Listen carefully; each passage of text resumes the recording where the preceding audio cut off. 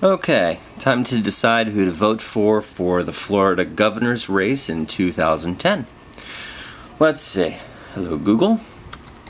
Florida governor race 2010. That was easy. Okay, Wikipedia. That's usually pretty accurate. Let's see. Alright, election will take place on November 2nd. That's a Tuesday. We've got Alex Sink, who's a Democrat, and Rick Scott, who's a Republican. Alex Sink, ladies first. Alex Sink is the Chief Financial Officer for the state of Florida and Treasurer on the Board of Trustees of the Florida State Board of Administration. She's currently the Democratic nominee for Governor of Florida and will face Republican Rick Scott in the 2010 gubernatorial election. Let's see, Rick Scott, a little quick blurb. Let's see, American political candidate, businessman, former healthcare industry executive, attorney, and founder of the Conservatives for Patients' Rights. I think that the group that was organizing all of the screaming and shouting at the town hall meetings about healthcare. Having defeated Bill McCollum in the Republican primary election, Scott is competing against Democrat Alex Sink. Served in the Navy, went into business redeveloping donut shops, earned a business degree, law degree, and joined a Dallas firm where he became partner. In '87, he helped found the Columbia Hospital Corporation with two business partners. It was merged with Columbia Hospital Corporation of America in 1989 to form Columbia HCA, eventually became the largest private for-profit healthcare company in the U.S. Scott was ousted by Columbia's HCA's board of directors in 1997 in the midst of the nation's biggest healthcare fraud scandal. The company ultimately settled accusations of Medicare and Medicaid fraud by paying a total of $1.7 billion in fines and civil claims. After his departure for Columbia HCA, Scott established Richard Scott Investments, private investment firm based in Naples, Florida that owns stake in healthcare, manufacturing, and technology companies. The guy's a crook. Rick Scott. Medicare fraud. Holy crap. Sink leads Scott 47-40 in new Mason-Dixon poll.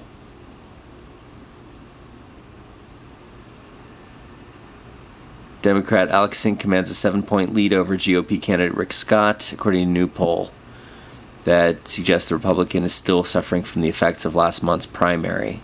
Sink leads Scott 47-40%, outside of the 4% margin of error.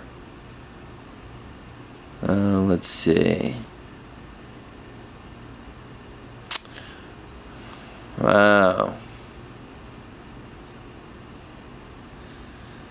McCollum has refused to endorse Scott. We're seeing some moderate Republicans who are convinced during the primary that Rick Scott was a crook, and it was a fellow Republican who painted him with that characterization. Jeez, man. Rick Scott faces new Medicare fraud accusations. August 11, 2010. Rick Scott refusing to answer questions about the case against his current company. You may remember Rick Scott was forced out of Columbia HCA after a massive Medicare fraud case. Now the current company, Solanic, is under fire just 6 days before he got into the race. Scott was deposed and settled privately a fraud case where his company was accused of misleading regulators about who was in charge of a clinic. So you settle privately when you're innocent? It's a private matter, and I will not release the deposition. Jeez. Videos. Let's see. Don't get rickrolled.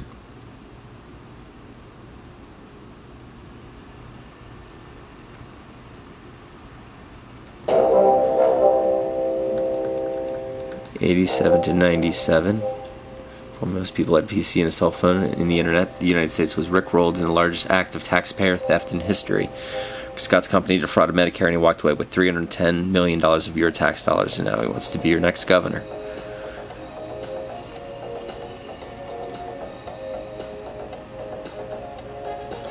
14 felony counts for Columbia HCA. $310 million to force Rick Scott out during the height of the FBI's investigation. $310 million golden parachute courtesy of American taxpayers.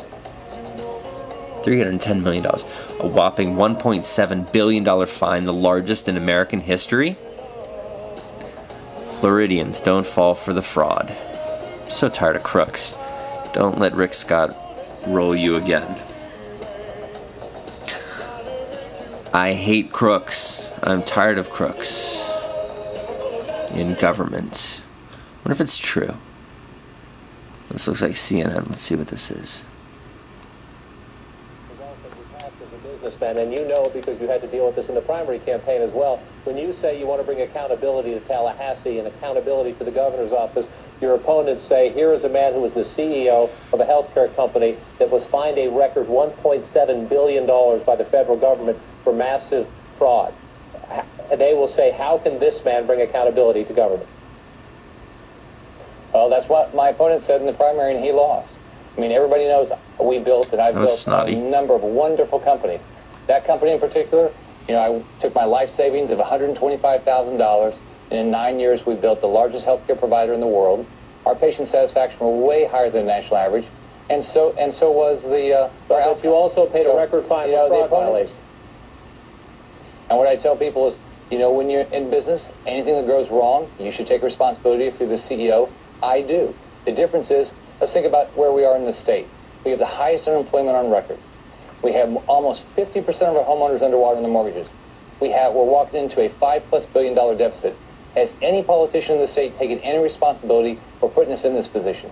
No. What I tell people all the time is, I'm a business person. I know that, you know, you put up your money, you try to build your companies, and you take responsibility for what goes wrong.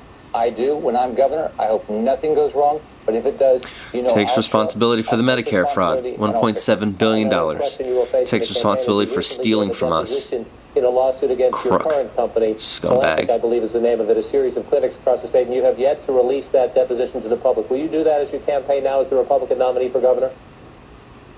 This is just a smokescreen by Bill McCollum because he didn't want to run on his record. That's a company I have an investment in. It was a private matter, has nothing to do with this race. This race is about jobs. Who do you think... But the race is also about trust. We are in a time where people simply don't trust politicians, and you have run on that theme, saying, I'm an outsider, I'm not one of them. Don't you owe the people of Florida transparency and say, here, it has nothing to do with the race, but here it is. Look for yourself. Well, it's a private matter. It's something that's not... It has nothing to do with this race. Yeah, it does. What I'm going to campaign on is what I campaign on in the primary. It's about jobs. I'm going to build jobs. I don't trust you. You're a crook. 700,000 jobs over the next 7 years. Florida is one of the states with the highest price tag of dealing with the cost of hospital visits by illegal immigrants. And as you know, there's been a national debate recently about whether the 14th Amendment should be changed and whether children born of people in the United States illegally should automatically get birthright citizenship. What does Rick Scott think of that issue? I don't believe we ought to be changing the law. I think we ought to leave the law exactly the way it is, the 14th Amendment. Leave it as, don't change that. That is, you believe that that is a right. That is a right. If you're born in our country, you're a citizen of our country. And you talked about the budget issues you will have to deal with if you're the next governor of Florida. You've been sharply critical of the Obama administration's approach. One of the things this administration has done for the states is offered millions of dollars, in some cases billions of dollars, depending on the size Save of the a lot of in assistance teachers and firefighters. And police officers on the street. If Rick Scott was the governor of Florida, would you take that money? Absolutely not. I think stimulus money is an absolute mistake. There's no free money in those. So we'd fire 100,000 people. We're going to have to pay those dollars back, whether we pay it back, our children pay it back, our grandchildren pay it back. Stimulus does not work. All right. I don't like that guy. Let's see. Alex Sink.